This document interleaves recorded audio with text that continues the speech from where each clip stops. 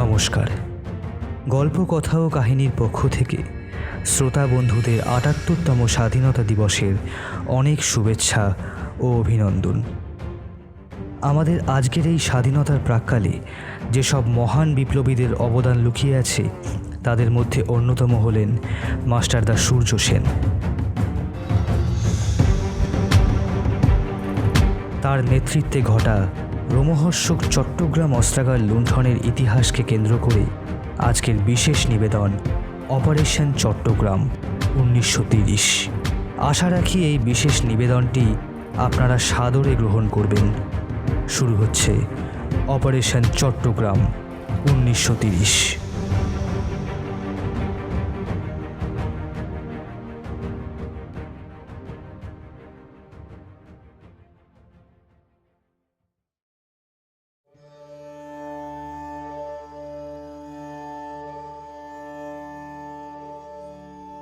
শিক্ষা জাতির মেরুদণ্ড, এই কথাটা যেমন ধ্রুব সত্য, তেমনি একজন শিক্ষক সেই মেরুদণ্ড তৈরির হাতিয়ারও বটে। মাস্টারদা সূর্য সেন ছিলেন তেমনই একজন হাতিয়ার। সালটা ১৯৩০। বাঘাযতীনের মৃত্যুর পর অবিভক্ত বাংলার আঞ্চলিক বিপ্লবে খানিক ছেদ পড়েছে। সুভাষচন্দ্র বসু তখন জাতীয় কংগ্রেসের অন্যতম নেতা হয়ে উঠেছেন। ফলত সারা দেশের কাজে তিনি ব্যস্ত। এমন সময় বাংলার প্রয়োজনে হয়ে উঠলেন চট্টগ্রামের মাস্টারদা সূর্য সেন। মাস্টারদা বুঝতে পারেন সেই সময় অস্ত্রই ক্রমশ বিপ্লবের প্রধান হাতিয়ার হয়ে উঠেছে। তার ত্রিমুখী পরিকল্পনায় সহযোগী নেতা হিসাবে যুক্ত হন গণেশ ঘোষ ও লোকনাথ বাউল। গভীর রাতে চট্টগ্রামের জালালাবাদ পাহাড়ে নির্জন প্রকৃতির করে তাদের গোপন ডেরা বসল। মাস্টারদা তার শান্ত অথচ দৃপ্ত কণ্ঠে বললেন,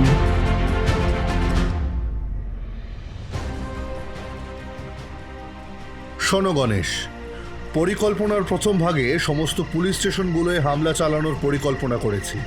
সেখানকার সমস্ত অস্ত্র বাজেয়াপ্ত করে তুমিও তোমার দল কিছুদিন গা ঢাকা দিয়ে থাকবে। উপযুক্ত সময়ে সে অস্ত্র কাজে লাগানো হবে। এরপর যারা সাহায্যকারী বাহিনী তাদের অস্ত্রের ডেরাগুলোয় আক্রমণ করা হবে। লোকনাথ, তুমি তোমার দল নিয়ে প্রস্তুত থেকো। শেষ পরিকল্পনা হলো আমাদের পক্ষে সবচেয়ে গুরুত্বপূর্ণ। টেলিফোন লাইন আর টেলিগ্রাফ অফিসগুলো ধ্বংস করা। এই শেষ পরিকল্পনার কাজ তোমাদের কাজের পাশাপাশি আমি আর আমার দল করতে থাকব। সরকার যাতে কোনো রকমের যোগাযোগ নিজেদের মধ্যে না করতে পারে তা নিশ্চিত করব আমরা। তো গণেশ, লোকনাথ, তোমরা কি তৈরি? হ্যাঁ মাস্টার, আমরা তৈরি। বন্দে মাতরম। বন্দে মাতরম। বন্দে মাতরম।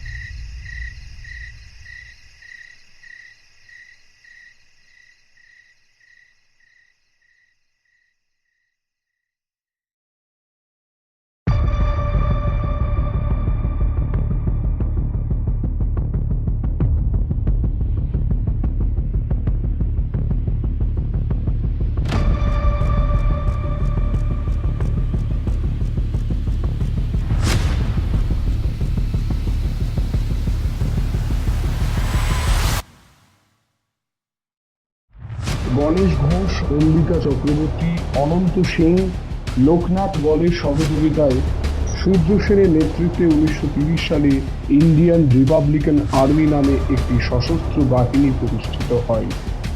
১৯৩৪ সালের ১৮ই এপ্রিল রাত ১০টায় ৬৪ জন বিপ্লবীকে নিয়ে প্রথম আঘাত হানলেন তারা। ত্রিমুখী পরিকল্পনার পাশাপাশি বিপ্লবী কল্পনা দত্ত ও অন্যান্য বিপ্লবীদের নিয়ে ইউরোপীয় ক্লাবে আক্রমণ করে অস্ত্রের নকশা এবং বিভিন্ন কোম্পানির তথ্য এবং অস্ত্র কেনার টাকা বাজেয়াপ্ত করে। সফল বিপ্লবের পর বিপ্লবী দলগুলি চট্টগ্রাম শহরের পুলিশ অস্ত্রাগারে সমবেত হয় এবং সেখানে মাস্টারদা সূর্য সেনকে মিলিটারি স্যালুট প্রদান করা হয়। সূর্য সেন জাতীয় পতাকা উত্তোলন করেন এবং অস্থায়ী বিপ্লবী সরকার ঘোষণা করেন।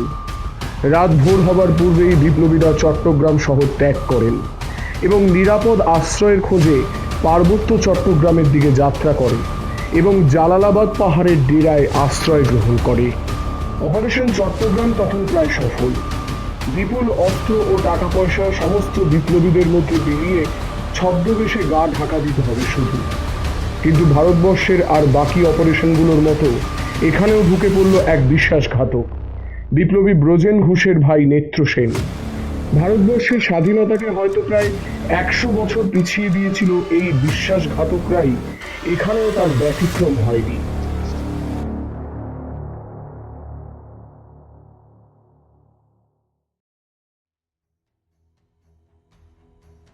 নেত্র সেনের সাহায্যে 22 এপ্রিল গভীর রাতে আঘাত হানল কয়েক হাজার ইংরেজ সেনা। জালালাবাদ পাহাড় সাক্ষী থাকল এক ভয়ঙ্কর যুদ্ধের। বিপ্লবীদের সংখ্যা কম থাকলেও ছিল প্রচুর অস্ত্রবল এবং পাহাড় প্রমাণ মনোবল।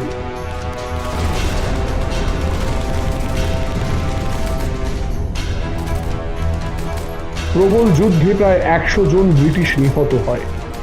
12 জন বিপ্লবী তাদের প্রাণ উৎসর্গ করে শহীদ হন। বিপ্লবীরা ছোট ছোট দলে ভাগ হয়ে বিভিন্ন দিকে পালিয়ে যায়। সমস্ত আগাম পরিকল্পনা স্থগিত হয়ে যায়। মাস্টারদা কিছু বিপ্লবীদের সঙ্গে আত্মগোপন করেন বৈরলা গ্রামে এক বিধবা ক্ষীরোদপ্রভা বিশ্বাসের বাড়িতে। সেদিন রাত্রি বৈঠকে বিপ্লবী কল্পনা দত্ত মাস্টারদার কাছে একটি প্রস্তাব রাখলেন। বললেন, দেখুন মাস্টারদা, আমরা যে ভয় পাইনি সেটা ব্রিটিশ পুলিশের বোঝানো দরকার।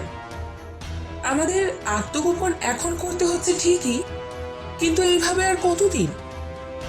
ওইদিকে আবার অনেক অস্ত্র পুলিশের হাতে চলে গেল।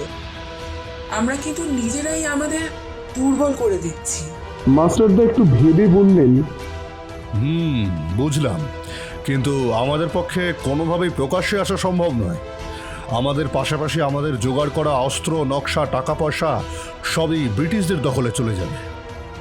কিন্তু আমরা যদি নতুন কোনো দলকে পাঠাই তাহলে তো সেই ভয় নেই। কিন্তু কল্পনা, কাদের পাঠানো যায়? তোমার চোখে কেউ আছে? প্রীতিলতা ওয়াদ্দেদার। মেয়েটি ইন্ডিয়ান রিপাবলিকান আর্মির একাডেমিতে প্রশিক্ষণ প্রাপ্ত। যেরকম জেদ সেরকম আগ্রাসন এবং প্রচন্ড পরিমাণে আপনার ভক্ত।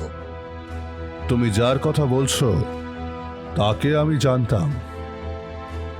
নিশ্চিন্তে প্রস্তুতি শুরু করো।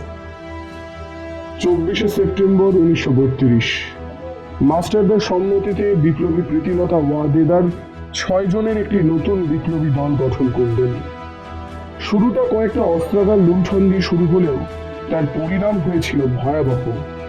লুণ্ঠনের দ্বিতীয় পর্ব চলাকালীন পুনরায় নেত্র সেনের মদতে মাস্টারদাকে ধরে ফেলে ব্রিটিশ পুলিশ।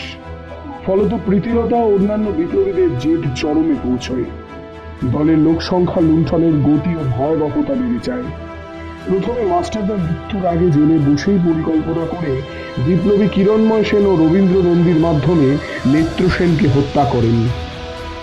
শোনো সবাই, মাস্টারদাকে বোধহয় আমরা আর কখনো দেখতে পাবো না, কিন্তু তিনি যদি সূর্য হন তাহলে আমরাও তার তেজ।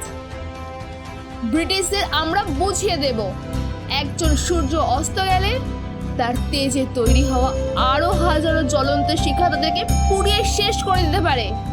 চলো সবাই, বন্দে মাতরম। 7 জানুয়ারি 1934 তাদের পাল্টা আক্রমণে ধ্বংস হয় একের পর এক পুলিশ স্টেশন ও অস্ত্রাগারগুলি।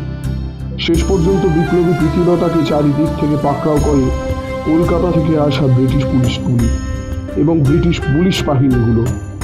বাকি বিপ্লবীদের প্রাণ ভিক্ষা করে নিজে আত্মসমর্পণ করেন প্রীতিলতা। পটাশিয়াম সাইনাইডের ফিলিং দাঁত দিয়ে কেটে আত্মহত্যা করেন তিনি।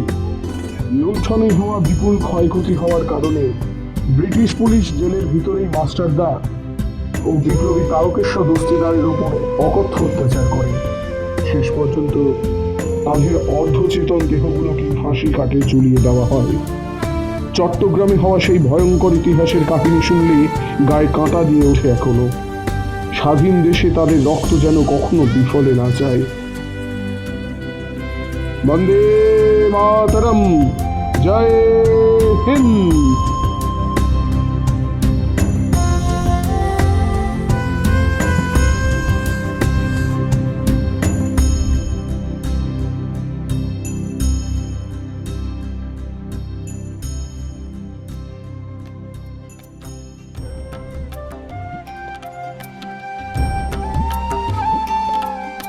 শেষ হলো আজকের বিশেষ নিবেদন অপারেশন চট্টগ্রাম 1930। স্বাধীন দেশে সবাই ভালো থাকুন আর শুনতে থাকুন গল্প কথা ও কাহিনী।